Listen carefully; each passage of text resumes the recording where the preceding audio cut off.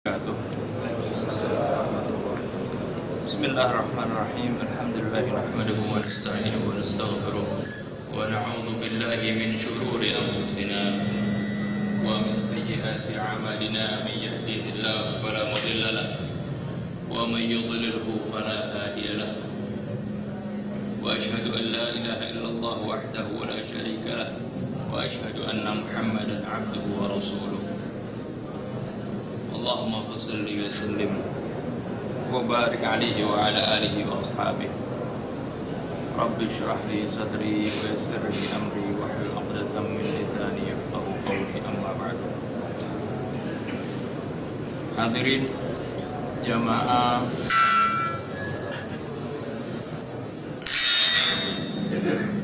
Masjid Al-Hidayah dimulakan Allah Subhanahu wa taala.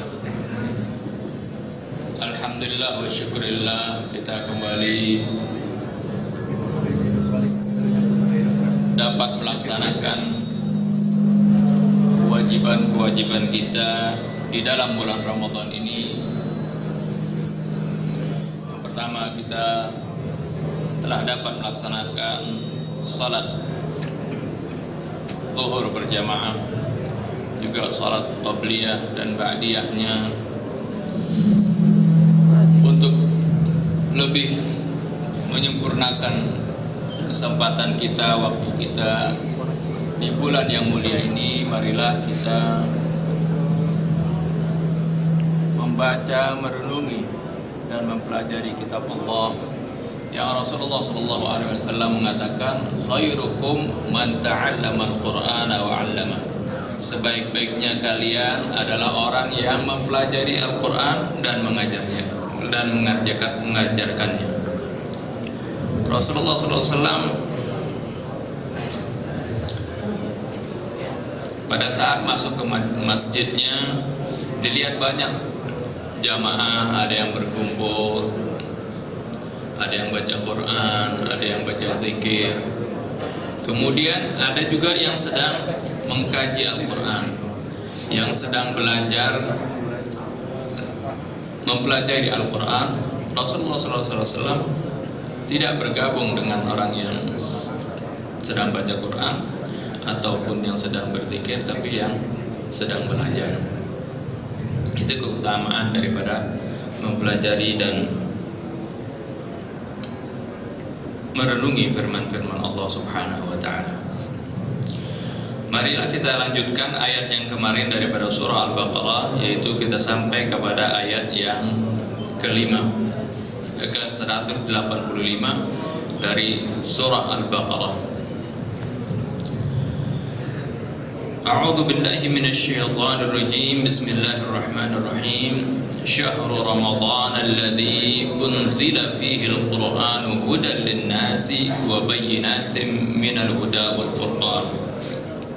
Faman syahida minkum asy-syahra falyasum wa man kana maridan aw ala safarin fa'iddatun min ayyamin ukhra yuridullahu bikumul yusra wa la yuridu bikumul usra wa litukmilul 'iddata wa litukabbirullaha 'ala ma hadakum wa la'allakum tashkurun.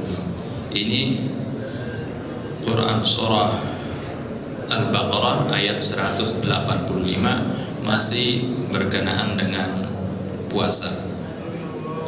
Allah Subhanahu wa taala berfirman, Syahrul Ramadan alladzi unzila fihi al-Qur'an.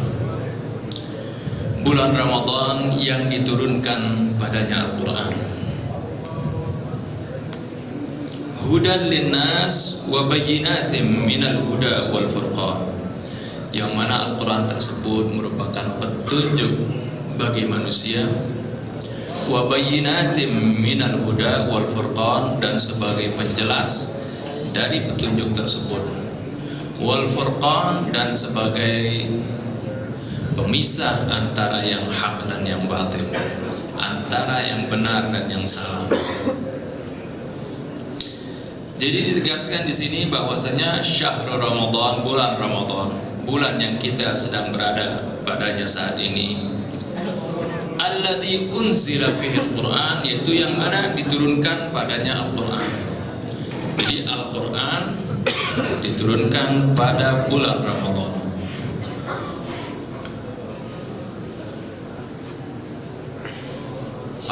hanya pada bulan Ramadan diturunkan Al-Quran, padahal kita mengetahui turunnya Al-Quran kepada Nabi kita Muhammad SAW secara bertahap. Tidak sekaligus Al-Quran diturunkan kepada Nabi secara bertahap dalam waktu 23 tahun. Sejak Nabi masih di Mekah, sejak beliau umur 40 tahun, ketika beliau di Gua Hira diturunkan surah yang pertama. Kemudian berangsur-angsur turun Al-Quran kepada beliau sampai menjelang beliau wafat. Itu waktunya sekitar 23 tahun. Lalu kenapa di sini Allah Subhanahu wa taala menyebutkan syahrul Ramadan alladzi unzila fihi al-Qur'an? Bulan Ramadan adalah bulan yang dimana diturunkan padanya Al-Quran. Dan ini juga diterangkan dalam ayat-ayat lain seperti dalam surah Al-Qadar, inna anzalnahu fi lailatul qadar. Sungguhnya kami telah menurunkan Al-Quran pada malam Lailatul Qadar. Malam Lailatul Qadar adalah salah satu malam yang ada di dalam bulan puasa. Sebagian mufassir menyebutkan ini menunjukkan bahwasanya Quran yang pertama atau surah yang pertama turun kepada Rasulullah SAW adalah pada bulan Ramadan, bertepatan pada bulan Ramadan. Pendapat lain, terutama sekali yang disampaikan oleh sahabat Abdullah bin Abbas radhiyallahu anhuma, beliau mengatakan bahwasanya Al-Quran itu memang diturunkan pada malam Lailatul Qadar jumlatan wahidah secara keseluruhan min lauhil mahfuz ila baitil izzah min sama'id dunya. Diturunkan dari lauhul mahfuz sampai ke baitul izzah di langit dunia secara keseluruhan.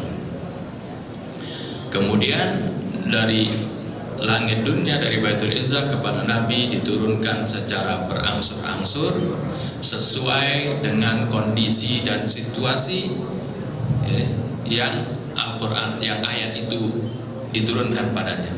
Jadi misalnya cerita tentang perang Badar, ayat yang menunjukkan tentang peristiwa tersebut turun pada saat itu. Peristiwa bagaimana soal jawab antara Nabi dengan orang kafir seperti turun qul ya ayyuhal kafirun, dan semuanya itu disesuaikan dengan kondisi dan situasi yang terjadi pada waktu itu.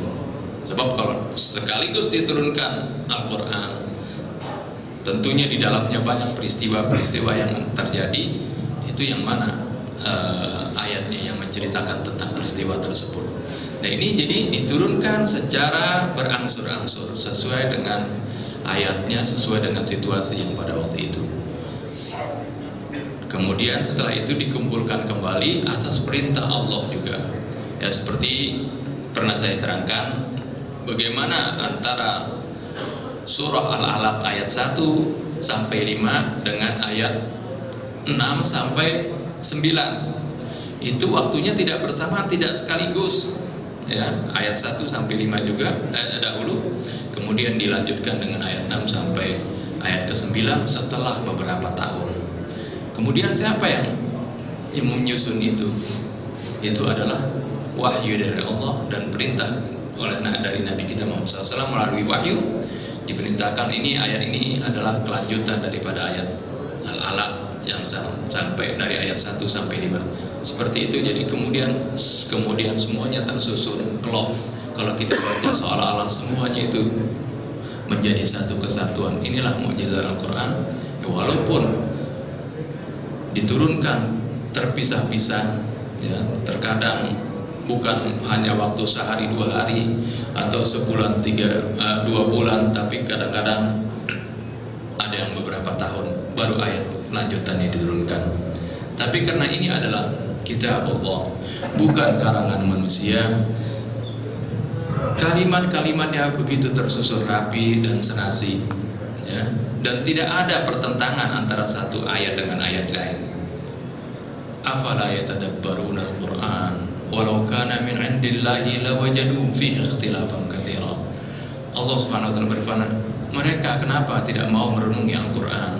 Seandainya Al-Qur'an ini bukan dari Allah Subhanahu wa taala, pasti dia akan mendapati paradok antara satu ayat dengan ayat yang lain, perselisihan antara satu ayat dengan ayat yang lain. Ya, seperti orang terkadang menyusun suatu buku, ya, apa yang dikatakan pada awalnya terkadang pada kalimat-kalimat terakhir ada saja yang bertentangan. Akan tetapi di dalam Al-Quran, walaupun diturunkan dalam waktu yang lama 23 tahun secara bertahap, akan tetapi setelah disusun tidak ada ayat-ayatnya yang saling bertentangan satu sama lain. Kemudian Allah Subhanahu wa taala nyatakan di sini bahwasanya syahrul Ramadan alladzi unzila fihi al-Qur'an, pada bulan Ramadan yang diturunkannya padanya Al-Qur'an.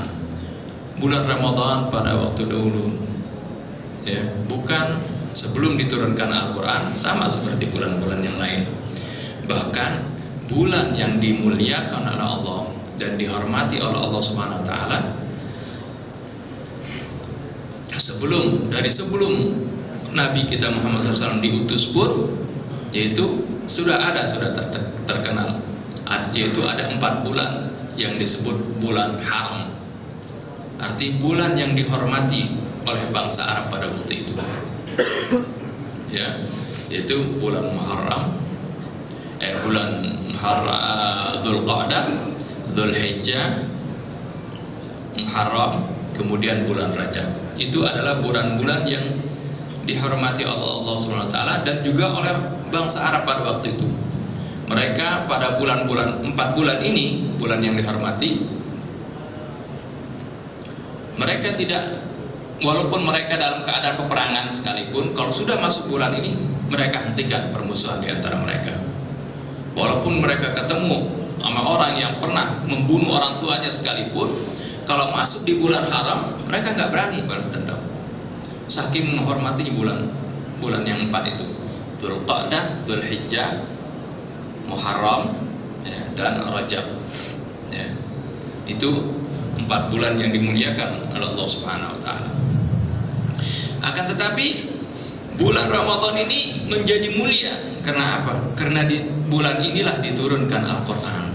Karena kemuliaan Al-Qur'an sehingga bulan yang asalnya bulan biasa saja menjadi mulia di sisi Allah Subhanahu wa taala, menjadi penuh keberkahan, ya, penuh rahmat. Itu disebabkan Al-Qur'an. Ini juga merupakan dorongan bagi kita, bagaimana kita hendaknya mempelajari Al-Qur'an, hendaknya kita membaca Al-Qur'an. Banyak sekali hadis-hadis, yang menganjurkan kita untuk membaca Al-Qur'an. Sampai-sampai Rasulullah katakan, man qara'a harfan min kitabillah falahu 10 hasanatin. Barang siapa membaca 1 huruf saja dari kitab Allah, dia akan mendapatkan 10 kali kebaikan. La aqulu alif lam mim harfun, aku tidak katakan alif lam mim itu 1 huruf, akan tetapi walakin alif harfun wa lamun harfun wa mimun harfun. Alif 1 huruf, lam 1 huruf, mim 1 huruf. Jadi kita baru baca alif lam mim udah 3 huruf, kita baca ganjarannya 3 kali 10, 30 kali lipat ganda. Belum kalau kita baca 1 juz misalnya, 1 surah, apalagi di bulan Ramadan, kalau bisa kita khatamkan Al-Quran, ya, dalam sebulan ini 1 kali khatam, itu bisa dalam sehari kita dawamkan 1 hari 1 juz misalnya, insya Allah dalam sebulan kita bisa khatamkan baca Al-Quran ini, dan fadilahnya besar. Bukan itu saja sebenarnya, tidak sampai di situ. Tujuan daripada Al-Quran adalah hudan linnas, sebagai petunjuk bagi manusia. Jadi sebenarnya tidak cukup Al-Quran ini hanya dibaca, setelah itu sama sekali kita tidak mau mengerti akan isinya. Dia ini sebagai petunjuk bagi kita, bagi manusia. Akan tetapi kalau kita nggak paham petunjuk tersebut, apa benar itu bisa dijadikan petunjuk bagi kita? Tentunya tidak. Ya, Allah Subhanahu wa taala yang ciptakan manusia, Dia tahu tentang karakteristik manusia, suka dukanya, kelemahannya Allah, dan keinginannya Allah mengetahui. Oleh karena itu Allah berikan kitab agar supaya manusia ini menjadi manusia yang benar-benar akan berbahagia, bukan saja di akhirat nanti tapi di dunia juga diberikan Al-Quranul Karim. Ibarat produser produk-produk elektronika ataupun yang lain-lainnya, selalu apabila dia mengeluarkan suatu produk, dia buatkan juga manual book, buku petunjuk, agar supaya dengan buku petunjuk ini kalau kita gunakan alat tersebut, setelah kita baca buku petunjuknya, kita tidak salah mempergunakannya. Ini juga untuk buku petunjuk bagi kita, petunjuk bagi manusia agar supaya selamat di dunia dan di akhirat. Allah Subhanahu wa taala turunkan Al-Qur'an. Nah, Al-Quran katanya sebagai petunjuk. Kalau petunjuk kita tidak mengerti, dari mana kita bisa menjadikan Al-Quran itu sebagai petunjuk? Sama seperti di dalam surah An-Nahl atau surah Al-An'am, Allah Subhanahu wa taala menyebutkan, wa huwa alladzi ja'ala lakumun nujuma litahtadu biha fi dhulumatil barri wal bahr. Dialah yang menjadikan untuk kalian bintang-bintang agar supaya kalian menjadikan bintang tersebut sebagai petunjuk jalan kalian. Dalam surat An-Nahl Allah menyebutkan wa alamatin wa bin najmi hum yahtadun. Allah menciptakan alamat-alamat, tanda-tanda kekuasaannya, dan juga wa bin najmi, dengan bintang mereka bisa mengambil petunjuk. Kalau zaman dahulu sebelum adanya kompas, apalagi sekarang seperti Google Map ya, orang mau untuk berjalan di padang pasir itu kalau tidak mengetahui perbintangan, dia akan tersesat. Begitu juga para pelaut,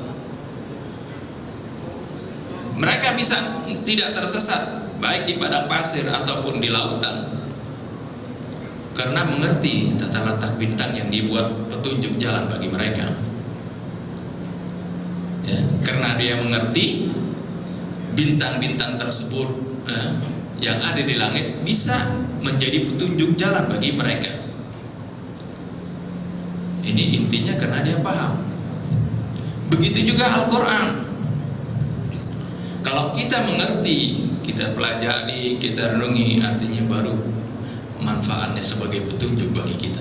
Tapi kalau kita tidak mengerti, itu tadi cuman kita baca ya, mendapatkan pahala memang, tapi sebenarnya lebih dari itu kita diperintahkan untuk mentadabburinya, memahami Al-Quran. Sebab tanpa memahaminya ya, bagaikan bintang tadi, kita bisa melihat bintang, kita bisa mengaguminya. Indah sekali bintang-bintang di langit berkelap-kelip setiap malam, kita hanya mengaguminya. Demikian pula Al-Quran. Kalau kita hanya mendengarkan, suaranya enak, enak banget ya, atau dengan membacanya juga ya, dengan suara yang enak, bukan saya katakan itu tidak ada manfaatnya. Manfaatnya besar, tapi lebih dari itu kita diminta untuk menjadikan Al-Quran ini sebagai imam kita, sebagai petunjuk bagi kita. Oleh karena itu dialah nanti di akhirat yang akan menjadi syafaat bagi kita. Dan orang yang membaca Al-Quran dan memahaminya juga serta mengamalkan isinya, nanti dia kedudukannya paling tinggi di akhirat. Apa yang dia baca dan dia mengerti, dia amalkan, Allah perintahkan baca terus. Setiap kali dia baca, dia akan meningkat kedudukannya di akhirat ya. Jadi syahrul Ramadan alladzi unzila fihi al-Qur'an hudan linnas, sebagai petunjuk bagi manusia, wa bayyinatin minal huda wal furqan, dan juga sebagai penjelas dari petunjuk tersebut. Jadi Al-Quran sendiri sebagai petunjuk, kemudian penjelas dari petunjuk itu. Arti di dalam Al-Quran ada hal-hal yang pertamanya diungkapkan secara global, kemudian ayat yang lain merincikannya ya.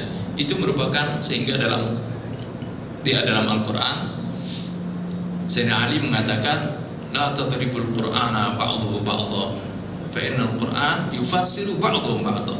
Jangan kalian benturkan ayat Al-Quran dengan ayat yang lain, karena Al-Quran itu ayatnya saling menafsirkan satu dengan yang lain Nanti kalau kita lebih mendalam lagi mempelajarinya, akan kita ketahui betapa indahnya Al-Quran ini. Wal Furqan, dia juga sebagai pemisah antara yang hak dan yang batil. Kemudian Allah melanjutkan, faman syahida minkum asy-syahra falyasum. Barang siapa yang berada di bulan Ramadan tersebut. Di sini berada pada bulan tersebut arti dalam keadaan mukim, sebab bagi musafir boleh bagi dia tidak berpuasa, dan juga bagi yang sehat, bagi yang sakit juga itu ada rukhsah, ada dispensasi bagi yang sakit tidak berpuasa. Faman syahida minkum asy-syahra, barang siapa yang hadir pada bulan Ramadan, menyaksikan bulan, baik dengan dia menyaksikan sendiri ataupun dengan informasi dari orang yang menyaksikannya, dia berada pada bulan tersebut, maka hendaknya dia berpuasa. Ini masalah menyaksikan bulan, datangnya bulan Ramadan ini seringkali menjadi perdebatan antara kaum muslimin. Sebenarnya kalau mau disatukan, kalau mau bersatu demi keutuhan umat Islam, itu semuanya bisa dikompromikan.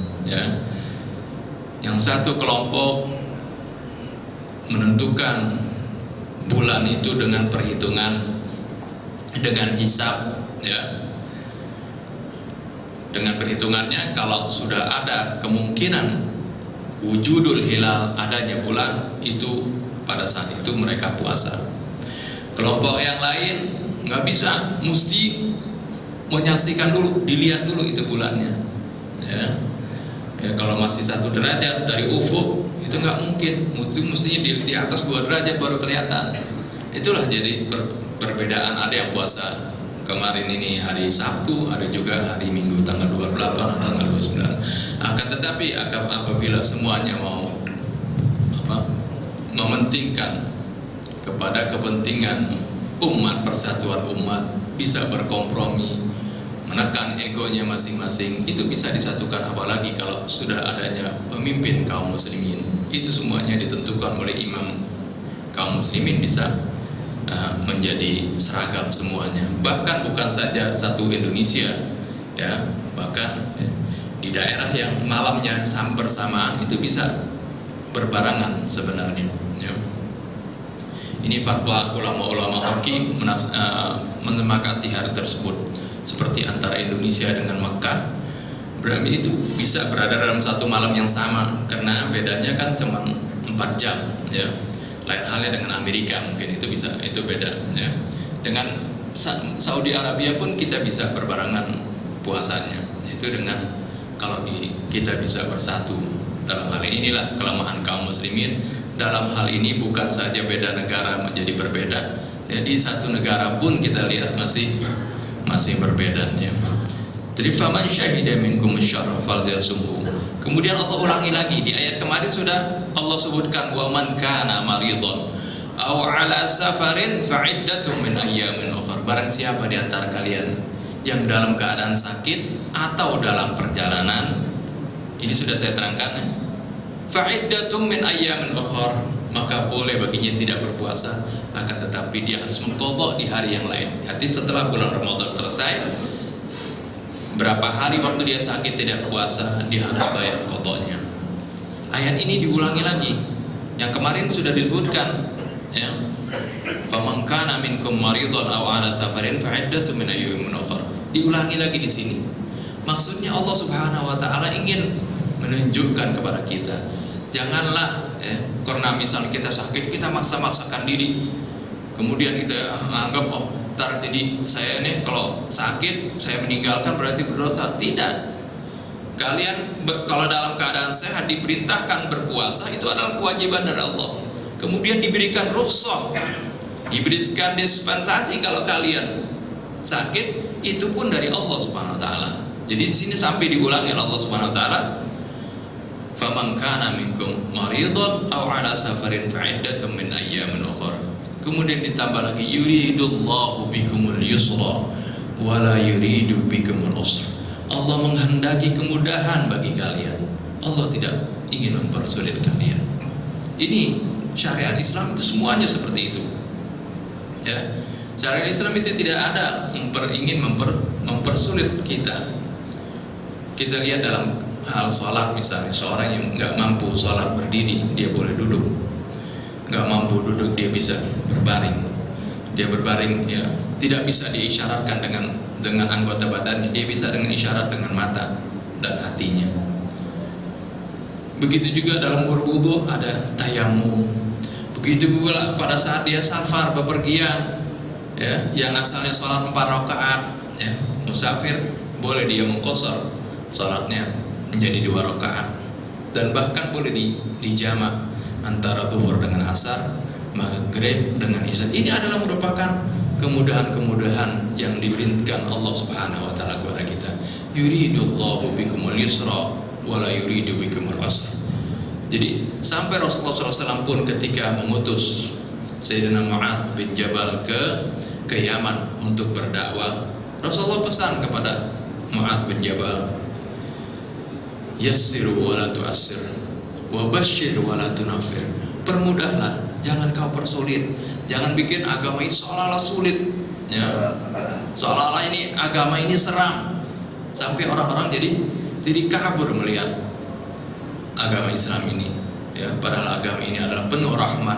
Segala kewajiban yang Allah berikan semuanya adalah lakum. Kemarin di wa antasumu khairul lakum. Kalian berpuasa adalah manfaatnya, pahalanya, kebaikannya semuanya untuk kalian, bukan untuk Allah. Jadi Allah memerintahkan kita dengan kewajiban-kewajiban bukan untuk kepentingan Allah, akan tetapi untuk kepentingan kita. Walitukmilul iddata walitukabbirullaha ala ma hadakum. Dan hendaknya kalian menyempurnakan bilangan tersebut. Arti bilangan puasa di bulan Ramadan, ya, disempurnakan, jangan sampai ada yang bolong kalau tidak ada halangan. Yaitu bulan Ramadan biasanya 29 atau 30, ya, tidak pernah lebih dari itu, ya, tidak pernah bulan Ramadan ada 31, ya. Kalau enggak 29, 30. Bahkan Nabi kita Muhammad SAW kebanyakan puasa Ramadannya itu 29 dulu, ya. Hanya sekali kalau nggak salah yang 30 selama setelah diwajibkan sampai waktu Rasulullah wafat. Jadi antara 29 dan 30. Ini walituk mudah. Hendaknya kalian sempurnakan bilangan tersebut, ya. Kalau ada yang halangan kita, misalnya kita sakit atau misalnya wanita kemudian datang bulan, tetap bilangan itu harus disempurnakan, yaitu pada hari yang lain, nanti di bulan lain, di Syawal, Dzulqa'dah, Dzulhijjah, Muharram, silahkan dibayar agar supaya tetap bilangan yang diwajibkan kepada kita 30, ya harus dibayar 30, ya, di hari yang lain. Walitukmilul iddah walitukabbirullaha ala ma hadakum wa la'allakum tashkurun. Dan agar supaya kalian bertakbir membesarkan Allah atas apa yang telah diberi petunjuk kepada kalian, dan agar supaya kalian bersyukur. Ini bertakbir terutama di akhir bulan Ramadan, biasanya disunahkan kita di akhirnya. Malam takbiran kita disunahkan bertakbir sejak terbenam matahari di malam Idul Fitri itu sampai menjelang imam berdiri di mimbar, itu disunahkan kita bertakbir, ya. Ini saja karena waktu yang sudah habis. Lebih kurang saya mohon maaf. Billahi taufiq wal hidayah. Wassalamualaikum